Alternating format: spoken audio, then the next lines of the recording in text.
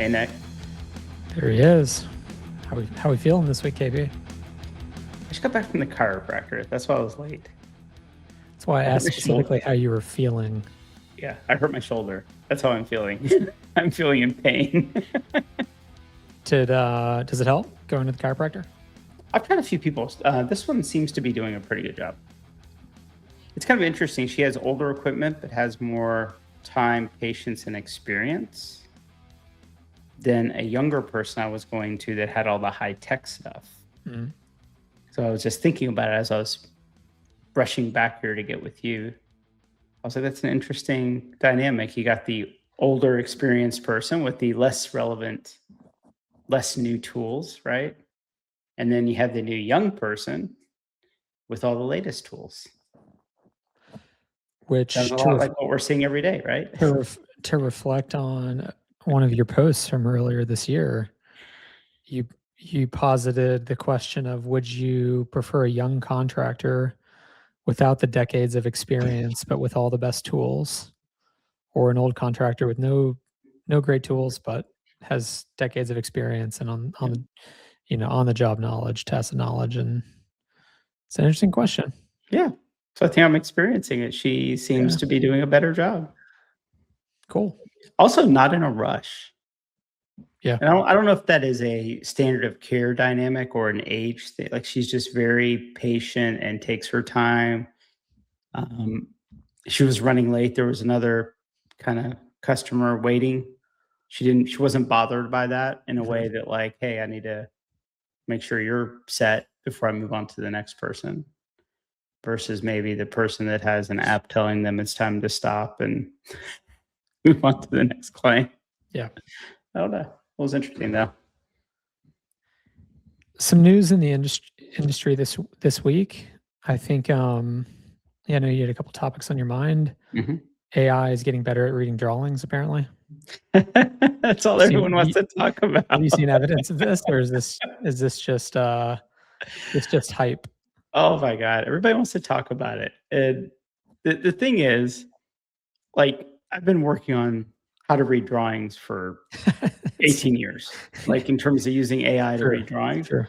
I've been on it for 18 years, right? And, you can call it object detection, computer vision. I mean, heck, we were doing stuff, 10 years ago with some built-in tools in AWS, right? So I don't think it's about reading the objects, right? But I think, Devin was helping me with something the other day, and I was like, reading drawings, so object detection is not the same as inference. Linking objects is not the same as inference. Mm-hmm. And ultimately, like back in the BIM days, we used to talk about design intent models and build intent models and all that. And the idea being is, if you look at a set of drawings, it's not about seeing the objects. We know the objects are not hard, right? Because these are generated, these are vector generated from CAD drawings. Nobody's hand drawing anything. Sure, do you have some overlapping text every once in a while? Yeah, sure, right? There's some set of computer vision challenges, but it's about inference. It's not about seeing things. And I think that's what's so interesting is, like, people aren't getting that. And I posted something. I was like late, so not a lot of engagement, but one person was like, hey, that's kind of funny. I was like, you know what contractors have been doing with architects' drawings since the beginning? It's called inference. Because it doesn't tell you everything, right? It's like, just because it shows a door, it doesn't mean anything, right? Yeah. The inference is what means something. And so, Devin was kind of coming up with this image for some investor pitches and stuff. And I was like, look, if all of us look at a door image on a set of drawings, we all look at it and have a different inference. The guy installing the door is like, oh, I need 3 hinges. I'm going to need the right shims to keep it up. Like, that's what that person's thinking about. Like, how many screws am I going to need, right? Mm-hmm. The architect's like, oh, what finishes? And I'm being a little bit like, architects, what brown is that? Is that the right brown? like whatever it is, right? But everybody looks at that same thing with an inference based on their point of view and Sure. the work they have to be done. And so I think it's just so funny. Like everybody's focused on reading drawings and specs. And it's like, it's not about reading, it's about interpretation. Yeah. And the problem with that is I'm an engineer. Don't tell me how to read my drawings. Don't tell me how to read my drawings. Don't tell me how to interpret my drawings. I have a way of looking at things. I have a point of view. Because so much of inference is kind of interpretation plus experience, Mm-hmm. right? So how do estimators look at drawings? Counts, labor. But what they're really doing is like, what information do I need to put together to go ask my subs for a bid? Yeah. Which some estimators, that's very little. They just swivel chair the entire set and say, hey, give me your bid. And they're, collating all these bids, right? They don't actually do anything. But I think that's what everybody's just, so it's just interesting to me, like the narratives. It's like, these are all people that have never built anything. I was talking to this contractor. I went to the World Cup game Monday down in Santa Clara. That's Yeah, cool. so much fun. Who played? It was Jordan and Algeria. Oh, wow. That was actually a really good game.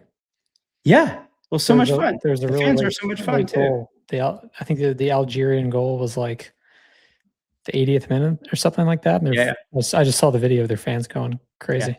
The crazy part was from a time of possession perspective, Algeria had the ball the whole time. Did they? That's what was wild about it. So the score, I don't think, was indicative. I mean, it's so interesting. You look at stats around possession, right? Do you need to possess, if you can shoot on goal and score, does it matter how long you possess the ball? Totally. And maybe by possessing the ball so long, you get tired. Like, I don't know. But so I was with these construction people, right? And we're just like talking about different stuff. And we went to the office ahead of time, and the head of pre-con there was just like, man. And these guys are like maybe 10 minutes away from YC's offices. And he was just like, do you know how many of these kids come in here doing customer discovery on us, showing us how they can read drawings? And he's like, every time they leave, we're like, what are these people doing? Like, just wasting our time. They have no idea what they're doing. Mm-hmm. And so I think it's an interesting time because there's, which, by the way, also I think LinkedIn's algorithm has gotten really good. Oh, wow. Interesting. Because all I'm seeing is feeds of people talking about how they're reading drawings. Wow.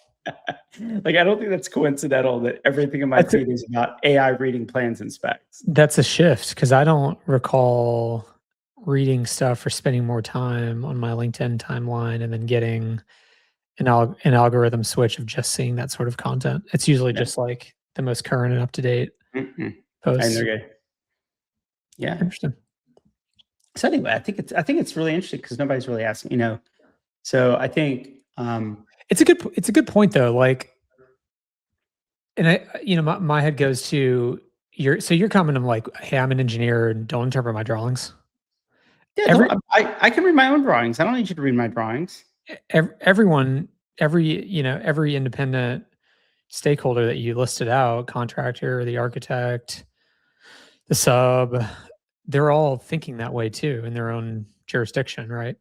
Mm-hmm. So, but I think there's something interesting where, okay, like if we can add their context and experience, like what we've talked about a lot on this podcast this year, of like, an additional skills file added that takes into account what they likely have interpreted in the past and how they think about things, then you can at least get an interpretation that's close to how they would think about it. It's not going to be perfect. Yeah. But that might help a person not as knowledgeable that's in the home office, or even, an associate of the person in the field.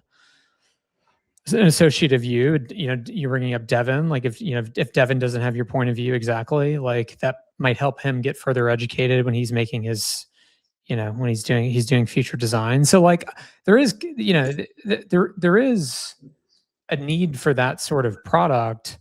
But yeah, if you're not like the bulk of the work is interpreting. So like if you don't have all that context, then it's like kind of irrelevant.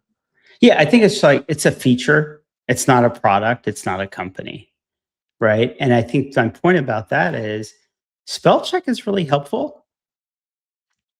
Grammar check is very helpful. Doesn't mean you're going to write a bestseller because of those two things. And I think that's like there's been this over indexing towards somehow reading plans, AI reading plans and specs is this, is the end all be all to everything. And it's like it's a feature. It's like spell check. It's a so what in many ways, right?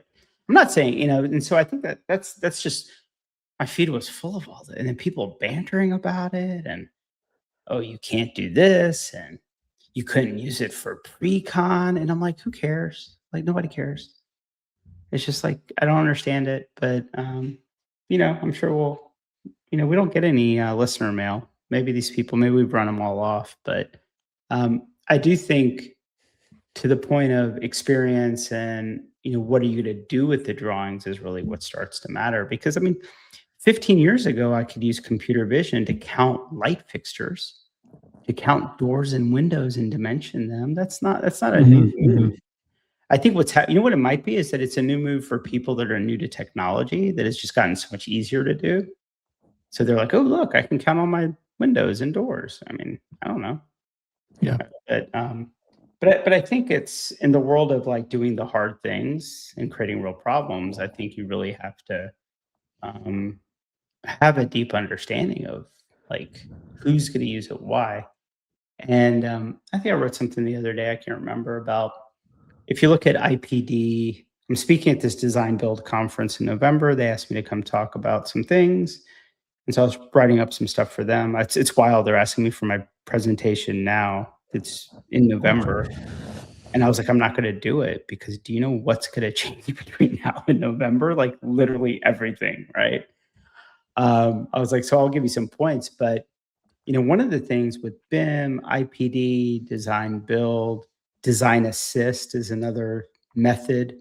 If you take all the first principles of all those things, like what are they trying to do? It's all these different methods. But what's the first principles? And the first principle is get all the expertise in the room as early as possible and as often as possible. That's the first principle of it. Now, the dynamic of that, like design assist, I went down this rabbit hole, which ended up going into case law and litigation. I was like, wow, okay, this is interesting.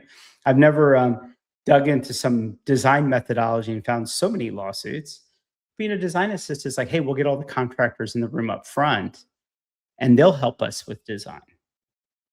Well, it turns out it's created a lot of liabilities because the architect's kind of taking advice from the contractor and then signing off on the drawings. And if something goes wrong, the architect's still liable, but the contractor told me and I paid them, so they should be liable. So great. But if you take all the lawyers out of the room, and you say like, what's the best way to handle any problem just in life, right? You just get everybody in the room and say, hey, let's go solve this problem. Yeah. And I think there's just some basic stuff like that. Clearly I'm solving for some of these things, but I don't know. I just feel like sometimes just the point is being missed. And I know these days first principles gets used over and over again, but there's a reason for it, right? Yeah, I've heard people talk about this dynamic just even more broadly in AI, which is like, there's tool-shaped objects out there that people get excited to use, and I think like a common example is just how most people use LLMs throughout the day. People are excited to use them; they're using them all the time, and yet for a lot of the basic tasks, like no one's actually getting more productive. So it's like you do, despite how advanced the tools are getting, you still have to keep the center of the problem in mind, which is like, hey, we're just trying to build more efficiently, cost effectively. We're trying to solve problems between stakeholders, right? there's many ways to solve that problem, but if we just invent more tools that aren't trying to solve that problem, they're just growing their own decision trees. Yeah. It's not actually helping. It's not actually helping anything, getting anything done. No, and I think I don't know, this is how I use some of these tools, right? Is there's like these ideas, right? So you have multivariable problems, right? Just in life, you have multivariable problems, which just means there's a lot of variables, more than you know of and more than you've thought of, right? And then as a subset of multivariable problems, you have multiphysics problems, which means like, how do things work in the world, right? And to me, that's the fun part of all this AI stuff, right? In other words, I can run a 20 variable problem and get some insights to it that I couldn't before. Mhm. Right. I was talking to Barry about this. We were nerding out, and I was like, we should get like a live data stream from AccuWeather, right? Live variable. Why not? Like, why not? Right. And because in the past, people would say, well, what's the point? Right? What's the point in having this variable? I'll go figure it out when I show up to the job site. So what we try to do is, because of just lack of human compute, right? We have to like fix some variables and say, okay, well, what do I really need to decide? And so I think that's like really cool. And then you start getting into multi-physics problems where you're worried about, you know, mechanical, electrical, all the things and how they interface in the physical world. Mhm. Like that's super cool too. So I think like the idea, and I was using this example last night. I said, if you go to 10 civil engineers with the same years of experience, the same world life experience, right? And gave them the same project, they would all come up with 10 different solutions. None of them, I mean, they're all wrong, by the way, right? In a way, like in a nuanced way, they're all wrong, right? Oh, this is too this one's too expensive. Oh, there's always going to be a problem, right? So there's no perfect, right? There's no such thing as you draw drawings and it gets built exactly, because if it did, we wouldn't need as built, right? And so then you say that you have 10 people designing the same thing. Well, you would never do that in the real world. Yeah. You'd have one person do it. Yeah. But with AI, could you have 10 engineers do it? And then say, okay, well, great, let's resolve the issues, right? Because so much of the time, getting the right answer is iteration. I think that's just how it is. And I think what AI is enabling, if you want to tackle hard problems, it's not about answering one question. It's about running kind of simulations against a series of questions and multivariable events to come up with some options to understand what's going to happen. And Barry uses this word like 10 times a day, just with me, is you should be using these tools to gain an understanding. Mhm. That's what the goal is. It's all Mhm. about gaining an understanding. Mhm. And if you don't get to that point of understanding, you're like using the tools wrong. And you have to design the tools to gain an understanding of the basics. Yep. Yep. Is he suggesting that to you personally, or is he thinking about that? Like, is he suggesting that to your customers? I think we're suggesting it just culturally, right? People Yeah. say things without an understanding of things, and I think he just, he's Dr. Barry Clark, he's an academic, and all that, right? So um, I think his point is you can't truly solve a problem until you understand the problem. Mhm. And what AI is doing is getting people to start trying to solve a problem Yeah. without gaining an understanding of the problem, Yeah. or using AI to gain a better understanding of the problem. There's a little bit of like slow down and then move fast kind of mindset, I think, that I think it's just too easy to be on Claude on your phone and just 100%. crank, you know.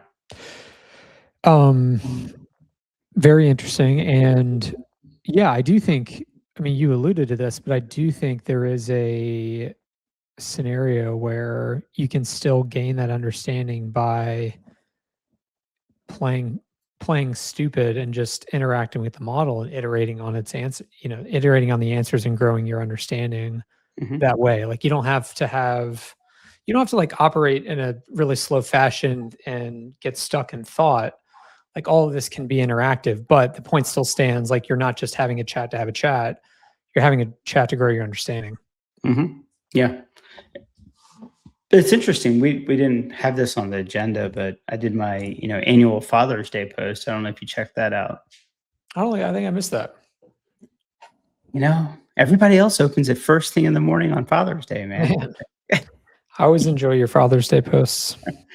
So it came up because I have so many dads, and I always tell people like, moms are great too. I'm just a dad, and I tend to hang out with more dads that ask me about dad things, right? So I don't write Mother's Day posts. I'm sorry, like I'm not a mom. So before anybody gets angry, so I get a lot of questions from dads about like, what should I be doing with my kids?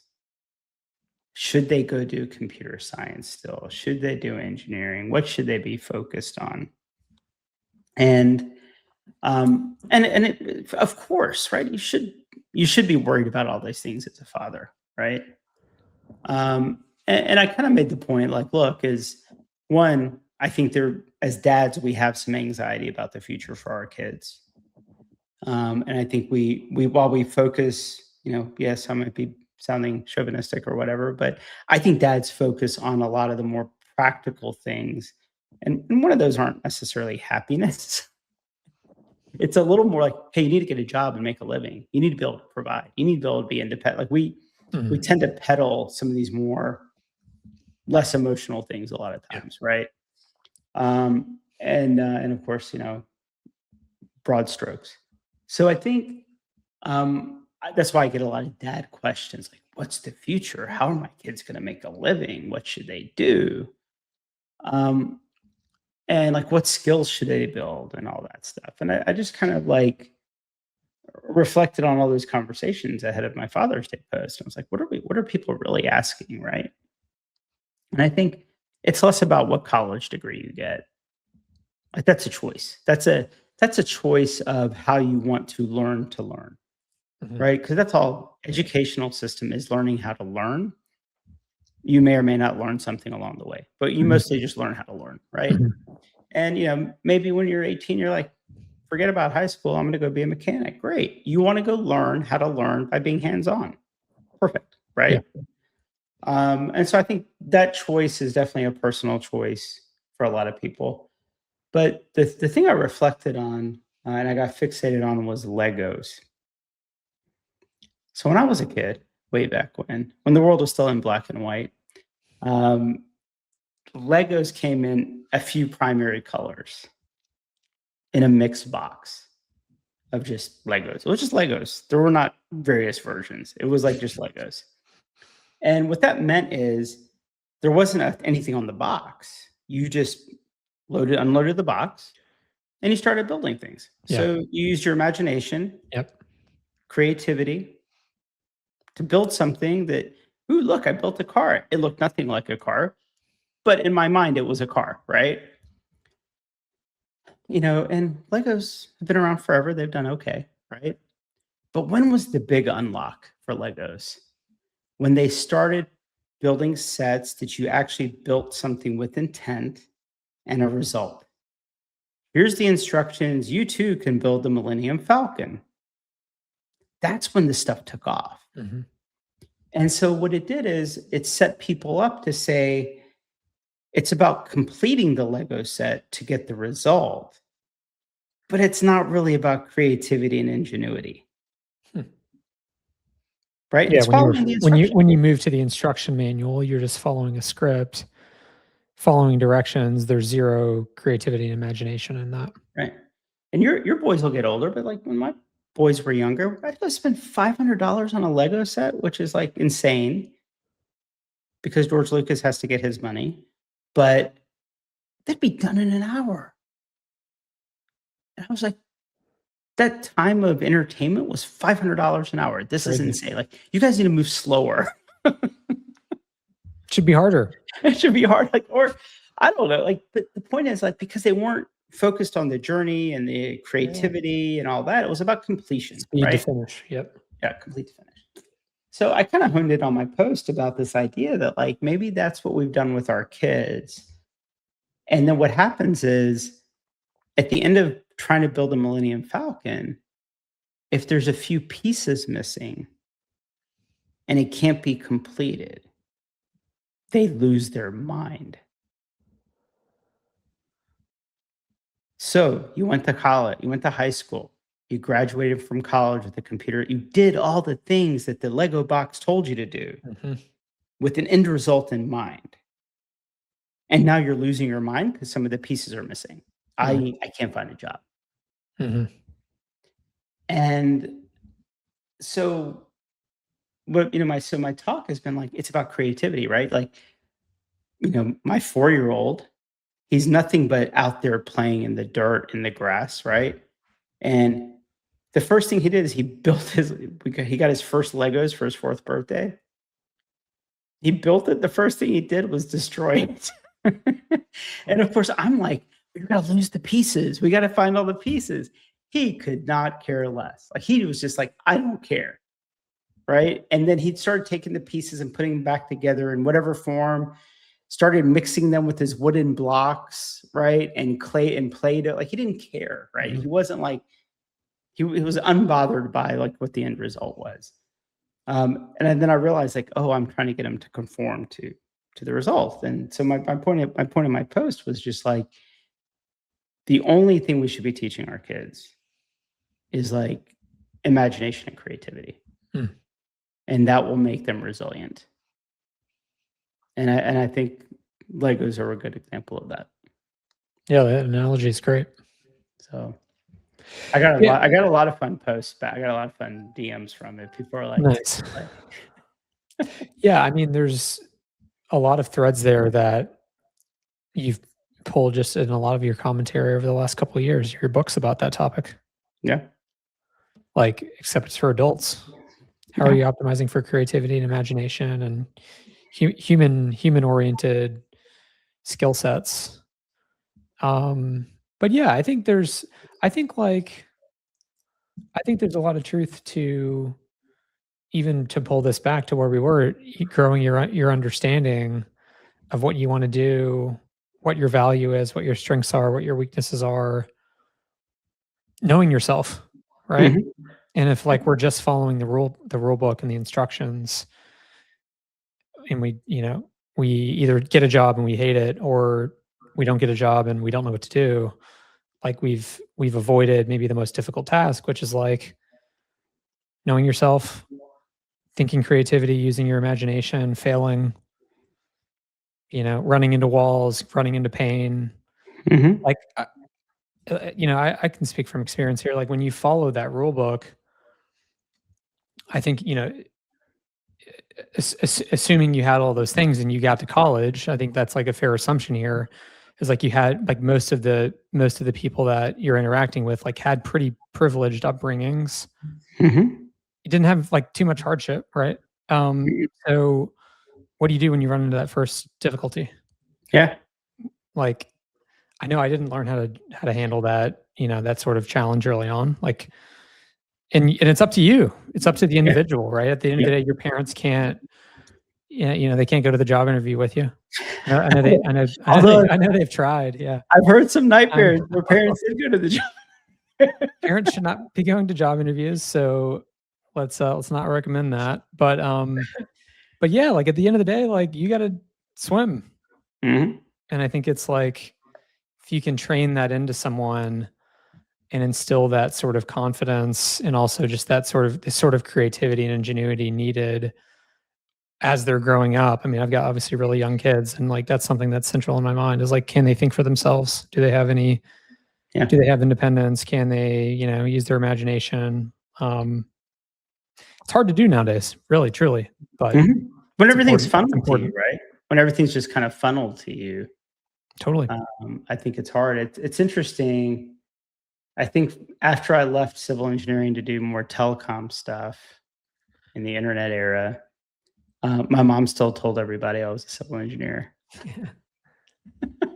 because I think she was embarrassed by this idea that I went to college for one thing and I was building web applications and deploying routers, which was not what I went to college for, right? And I think it was like embarrassment for her. Like, how do you go do something that you didn't go to college for? Mhm. How dare you? Kind of thing. So, speaking of imagination and creativity, had the great pleasure of attending Reindustrialized in Detroit a couple weeks ago. Yeah. Um, Give Mr. us Paul. give us the debrief. Yeah, I mean, kudos, thanks to Paul Kwan, General Catalyst, for like dragging me along and getting me in because it was like sold out game, so to speak, and making tons and tons of introductions. It was super interesting. I mean, I was like absolutely energized after attending. And I'm glad he kind of was like, "Hey, you need to go to this with me," and I did. But it was super interesting in terms of it's not really a place that we spend a lot of time, right? These were startups doing things in defense, doing things in advanced manufacturing, you know, physical builders, right? Physical builders. And it was just really, really fascinating um, to see like all the speakers, and it was interesting, several of our portcos were there, right? Western Chemical was there. Monumental Labs was on stage. Yeah. Mr. Ohanian, It's awesome.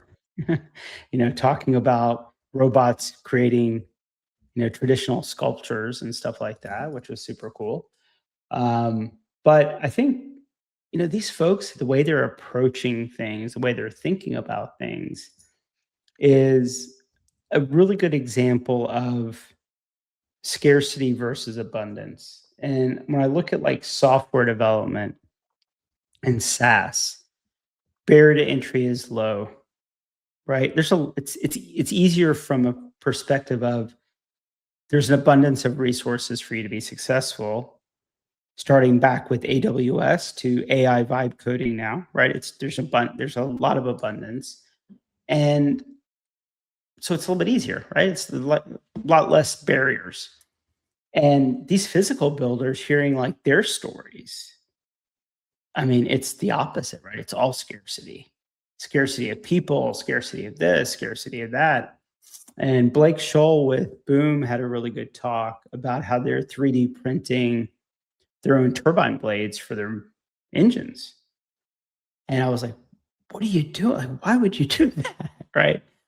But it was super interesting because there's a few takeaways I had. One, there are very few venture capitalists that understand this business.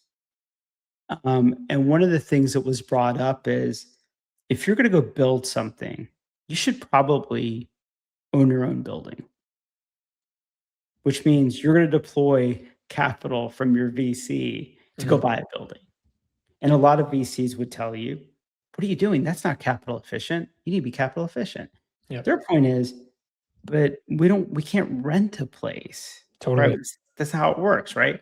So a lot of VCs that have not like built these physical businesses will automatically tell you no for a lot of things, right? And I think we've experienced them. I think we've learned. I mean, I think we're good listeners, generally speaking. At least you are.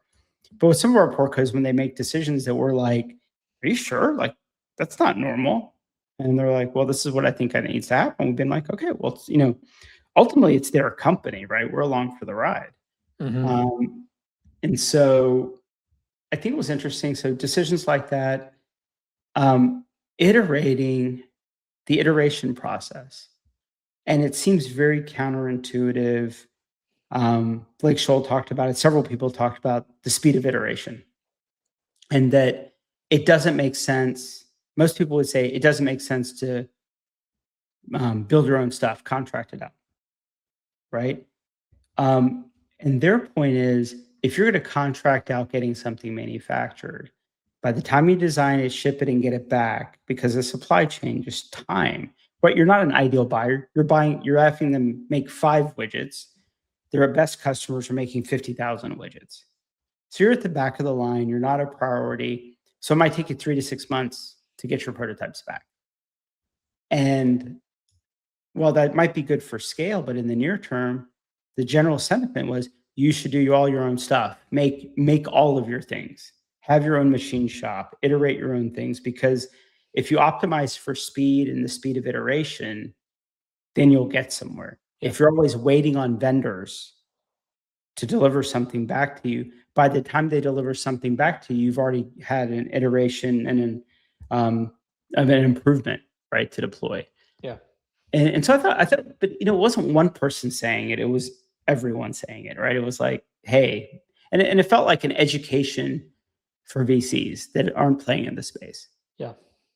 I think it's interesting because, like, in that that advice runs so counter to what you hear on the software side, and even for for a services company, it's like, don't move beyond your specialty. Keep things as capital light as possible. And then, yeah, we have direct experience with portfolio companies saying like, no, I need to go acquire a business, or I need to go own the real estate. I need to go own my factory, which is, millions of dollars of CapEx, but it's the only way for them to guarantee the production capacity they need without someone pulling the lease out from underneath them, right? Like, these are critical path things for the viability of the business. And in hard tech, when you're building in the real world, every dependency like is fatal, right? Like there are, there's just like there's so many different, as opposed to software, different ways to die and not get your product out into the world. So like, you want to control as much as you possibly can, especially things that are in the critical path. So like, one of our companies' critical path is batteries. They like, unfortunately, they have to do their battery packs in house. It's painful. It sucks. It's expensive. If they didn't do that, they could have an existential crisis on their hands at any given time because they can't ship their vehicles. Right. They have to do it. Yeah. And it's just like, and so in that world, it's such a different heuristic to operate a business out of. Different capital needs, different financing mechanisms, different understanding from VCs. I mean, like, to your point, like, we're receptive to all that. We understand it, but it's so different than a lot of our other companies that we funded previously. No, I mean, and I think, like, just to put names on, Ahmed at Lumina, I think our interaction with him has been, we're just as much learning from him as he's trying to learn along the way. But I think, we've been open, right? We've been open to say like, oh, okay, like that makes sense. So, and it was really interesting too, because I think if you look at making things in America, it was always like, let me make this widget and I'll get China to mass produce it. And one of the best talks was Antonio Gracias with Valor Ventures, right? Those of you that don't know, early investor in Tesla, SpaceX. I think the thing is, they bailed out Elon Musk when he had no money at Tesla and kept it going. And he gave a great talk. And one of the things he said is like, we have to stop thinking about manufacturing as like mass manufacturing, but rather more nimble manufacturing and speed and better, not quantity and cost. Is like, if you think, like, if we're just going to replicate China and say, how do we build the same widget over and over and over again for cheap? That's not the point. He's like, that's generally not the point. We should be thinking, and he held up his cell phone and said, like, look at this iPhone. Why do I get the same form factor for 2 years?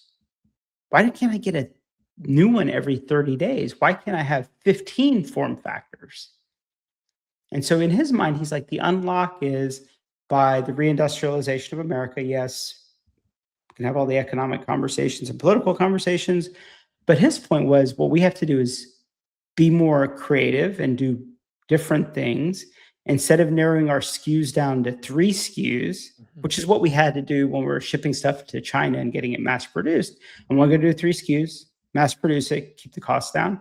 He's like, a little bit more like more SKUs, more frequency of releases, and do better, right? Do more interesting things. And I thought that was a fantastic point of view. I mean, literally everybody, the crowd went wild when he said that. So neat. But it was really cool. And it turns out one of his kids is at Georgia Tech. Oh, wow. Yeah, Cool. yeah. Yeah. That's pretty cool. Yeah. All So- good. All right. Till next week. That was a fun meandering one.